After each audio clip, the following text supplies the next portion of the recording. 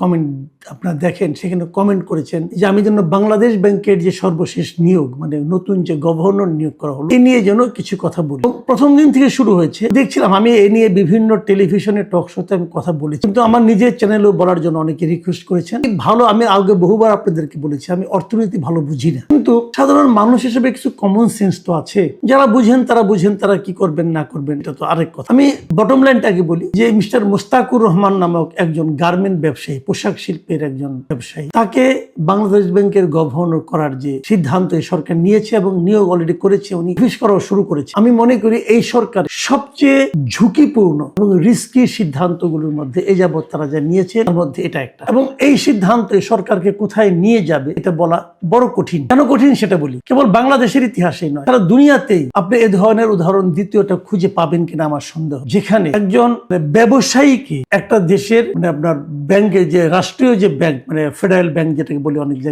জায়গায় আপনার আমাদের এখানে মূল যে ব্যাংক, রাষ্ট্রীয় বাংলাদেশ ব্যাংক যেটা আছে, সেই ব্যাংকের গভর্নর বানানো হয়, এরকম ঘটনা খুঁজে পাওয়া কঠিন। তার উপর সেই ব্যবসায়ী যিনি যে ব্যবসা প্রতিষ্ঠানের মালিক অথবা মূল লোক, সিইও অথবা এমডি ছিলেন, এটা এমন একটা ব্যবসা প্রতিষ্ঠান যে ব্যবসা প্রতিষ্ঠান নিজেই ঋণ খেলাপি এবং অনেক বিশেষ বিবেচনা নিয়ে তার ঋণকে পুনঃ তফসিলীকরণ করতে পেরেছে। মানে ব্যাপারটা সহজ করে বলি, পুনঃ তফসিল মানে ওনার একটা বিশাল অঙ্কের ঋণ, 89 কোটি টাকা, সেই ঋণটাকে উনি দিতে পারছেন না, ঋণ খেলাপি হয়ে যাচ্ছে। সেখান থেকে বলছে ঠিক আছে তুমি তাহলে অল্প কিছু দাও, দিয়ে তুমি ঋণটাকে আবার নিয়মিত কিস্তি দেওয়া শুরু করো। 2% না কত পার্সেন্ট দিয়ে উনি সেটাকে 10 বছরের মেয়াদে এই ঋণটাকে আবার চালু করার চেষ্টা করেন। উনি একবার ব্যর্থ হওয়ার পরে উনি বিশেষ বিবেচনায় পেয়েছেন। বিশেষ বিবেচনা কেন? কারণ উনি বিএনপি রাজনীতির সঙ্গে খুব জড়িত ছিলেন, এতটাই জড়িত যে বিএনপির যে নির্বাচন পরিচালনা কমিটি ছিল, সেই কমিটির উনি একজন শীর্ষস্থানীয় সদস্য ছিলেন। তার মানে এই নিয়োগটা হয়েছে রাজনৈতিক নিয়োগ। এটা হতে পারে, আমি কিন্তু এটা রাজনৈতিক নিয়োগ আপত্তি নেই, আমার আপত্তি নেই এই কারণে একটা রাজনৈতিক দল নতুন ভাবে ক্ষমতায় এসেছেন, তারা তো রাজনৈতিক ব্যক্তিকে নিয়োগ করবেন, মানে তার রাজনীতির সঙ্গে যারা জড়িত,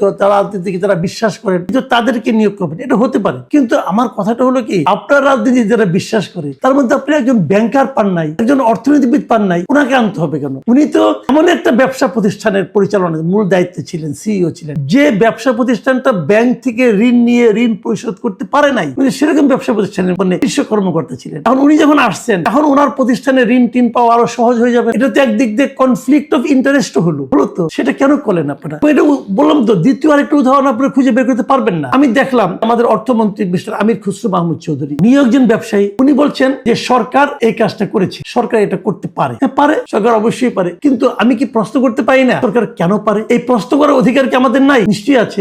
সেই প্রশ্নটাই আমরা করছি, ভাই আপনারা এই কাজটা করলেন কেন করলেন, একটা ব্যাখ্যা দেন। আগে আমরা দেখেছি আপনার ইউনূস সাহেবের আমলে যে তার সরকারের যা কিছু হতো একটা প্রেস উইং ছিল, এই প্রেস উইং নিয়ে আমরা হাসাহাসি করতাম, অনেক কিছু করতাম, কিন্তু একটা জিনিস আমরা দেখতাম যে সেই প্রেস উইং চট করে একটা ব্যাখ্যা দিত। মানে এই সরকার ব্যাখ্যাও দেয় না, এই সরকার ব্যাখ্যাও দেয় না, এখন পর্যন্ত কোনো ব্যাখ্যা পাইনি, না মন্ত্রী দিচ্ছে না প্রেস উইং দিচ্ছে, ও ব্যাখ্যা দিচ্ছে। কিন্তু প্রশ্ন তো মানুষের মনে যাক, যতক্ষণ পর্যন্ত এই প্রশ্নের উত্তর কেউ না পাবে ততক্ষণ পর্যন্ত কিন্তু এটা নিয়ে মানুষের মধ্যে নানা ধরনের কথাবার্তা হবে, নানা ধরনের চিন্তা হবে। সেই চিন্তাগুলোর জবাব কিন্তু আলটিমেটলি সরকারকে দিতে, এবং সরকার যখন উত্তর না দিবে তখন মানুষ নানা ধরনের জল্পনা কল্পনা করবে, এবং এই জল্পনা কল্পনাগুলো ডাল মিলতে থাকবে, ডালপালা মিলতে থাকবে, এবং সেগুলির সমাধানটা কি হবে কেউ জানে না। কিন্তু সরকারের প্রতি মানুষের সন্দেহ বাড়তে থাকবে। এবং তারও চেয়ে বড় কথা, একটা বাংলাদেশ ব্যাংকের গভর্নরের যে দায়িত্ব, সেই দায়িত্ব পালন করার কোনো অভিজ্ঞতা যে লোকের নাই। ওই কাজটা কি? ব্যাংকিং সেক্টরগুলির মধ্যে একটা আস্থা ফিরিয়ে আনা। এই লোক যে পারবে তার কি প্রমাণ আপনারা পেয়েছেন? বরং উনি তো ব্যাংকের টাকা নিয়ে টাকা দেন না, এই ইতিহাস উনি তৈরি করেছেন নিজের জীবনে। এটা কিভাবে সমাধান হবে আমরা কিন্তু কেউ ব্যবসায়ীগুলো জানি না। সারা দুনিয়ার কাছে কি মেসেজ যাচ্ছে এটাও জানি না। আমি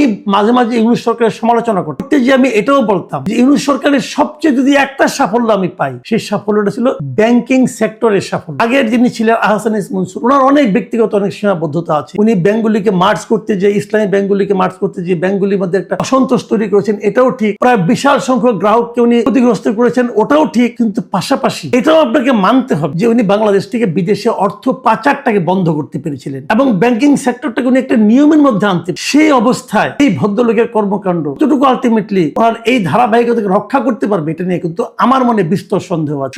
আরেকটা বিষয় আমি বলি, দেখেন এই যে আমরা বলতাম না রেমিটেন্স আসছে, আসছে বিদেশ থেকে, রেমিটেন্স আসছে বলে কিন্তু আমাদের আপনার রিজার্ভ বেড়েছে। রেমিটেন্স কখন আসে? যখন নাকি দেশের ডলারের দাম এবং দেশের মুদ্রানীতি এবং দেশের অর্থনৈতিক অবস্থা একটা স্থিতাবস্থা, মানে অস্থিরতা কম থাকে, তখনই কিন্তু রেমিটেন্সটা লোকে পাঠায়।